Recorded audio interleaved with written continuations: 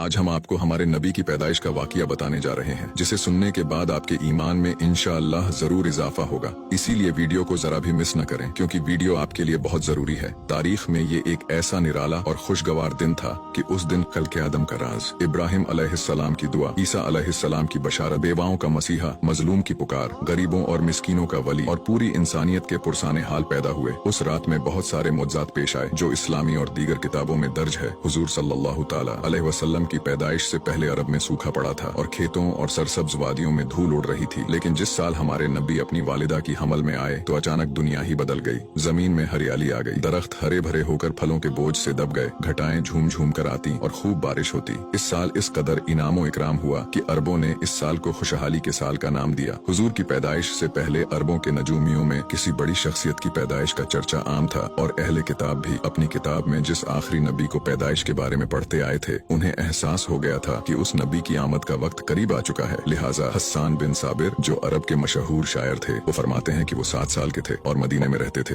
एक दिन अचानक उन्होंने एक यहूदी को एक बुलंद मुकाम पर चीखते हुए सुना। वो कह रहा था कि ए यहूदियों, आज रात अहमद का सितारा चमक उठा है जिसमें वो पैदा होगा। इस तरह के कई सारे वाकयात अरबों की किताबों में मिलते हैं, जिससे पता चलता है कि हुजूर की पैदाइश के साल ही लोगों को ये इल्म हो गया था कि उस अजीम हस्ती की आमद बहुत करीब है जो दुनिया की तारीख को बदल कर रख देंगे। नबी सल्लल्लाहु अलैहि वसल्लम की वालिदा ने आपकी पैदाइश के वक्त एक ख्वाब देखा कि उनमें से एक नूर निकला जिससे मुल्क शाम के मोहल्लात रोशन हो गए। लिहाजा जब हुजूर सल्लल्लाहु ताला अलैहि वसल्लम पैदा हुए तो उनकी वालिदा से ऐसा नूर जाहिर हुआ जिससे चारों तरफ हर चीज रोशन हो गई। वो नूर इतना रोशन था कि बीबी आमिना ने शाम के शहर बसरा के मोहल्लात देख लिए। हजरत उस्मान इब्ने अबी आस रजी अल्लाह ताला अन्हु से रिवायत है कि मेरी वालिदा ने बताया कि मैं उस रात हजरत आमिना के पास थी जिस रात नबी की पैदाइश हुई। मैं घर में हर तरफ रोशनी और नूर देखती और महसूस करती थी जैसे कि सितारे करीब चमक रहे हैं, यहाँ तक कि मुझे लगा कि ये मेरे ऊपर गिर पड़ेंगे। जब आपकी विलादत हुई तो खाना काबा नूर से चमक उठा और सितारे जमीन के करीब हो गए। फरिश्तों ने आहिस्ता और ऊंची आवाज से ऐलान किया, जिब्राइल अलैहिस्सलाम बशारत लाए और अर्श खुशी से झूम उठा। बीबी आमिना के घर में परिंदे भेज दिए गए जो अपनी चोंच के जरिए मोती बिखेर रहे थे। बीबी आमिना के इर्द गिर्द फरिश्ते खड़े हो गए और उन्होंने अपने परों को फैला दिया। दुनिया की हर मखलूक तस्बीह करने लगी और इमाम कायनात की आमद में झूम उठे।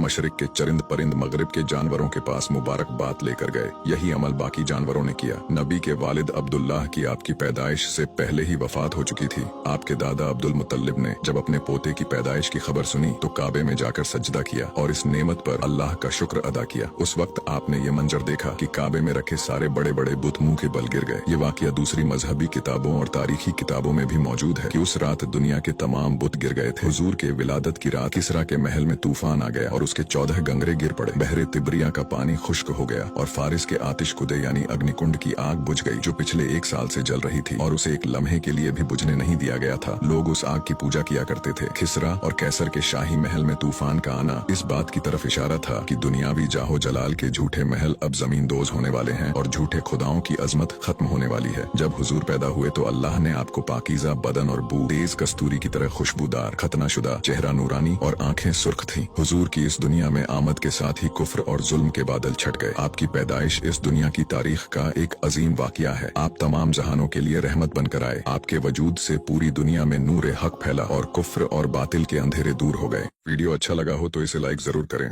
और हमें फॉलो करके हमारा